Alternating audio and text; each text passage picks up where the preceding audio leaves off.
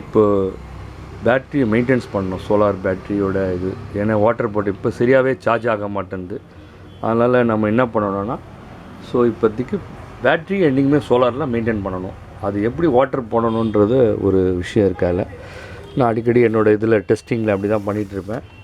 So நான் ₹1 coins எடுத்துகிட்டு இதை நம்ம ஓப்பன் பண்ணிவிட்டு இதில் டிஸ்லேரி வாட்டர் போட்டுட்டு நம்ம வாட்டரை இதில் நம்ம உள்ளே போட வேண்டியது இருக்கும். சுத்தமாக தண்ணி கொஞ்சமாக தான் இருக்குது. ஸோ அந்த தண்ணி ஆசிடு இது உள்ளே போய் ஆசிடாக ஃபார்ம் ஆகும். ஆசிடாக ஃபார்ம் ஆனால் தான் உங்களுக்கு நல்ல சார்ஜ் நிற்கும்.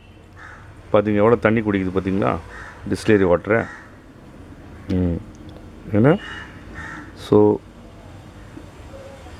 கொஞ்சமாக ஊற்றிட்டேன். மேலே இது போட்டோன்னே மேலே இது ஆகிடும். ஸோ பரவாயில்ல, இருந்தாலும் பரவாயில்ல, நம்ம அது போட்டுருவோம், லாக் பண்ணிவிடுவோம். வாட்டரை நம்ம உள்ளே போட்டுட்டோம். ஸோ இதை நம்ம துடைச்சிடணும். மேலே துடைக்காமல் போடக்கூடாது, நம்ம துடைச்சிட்டு தான் போடணும்.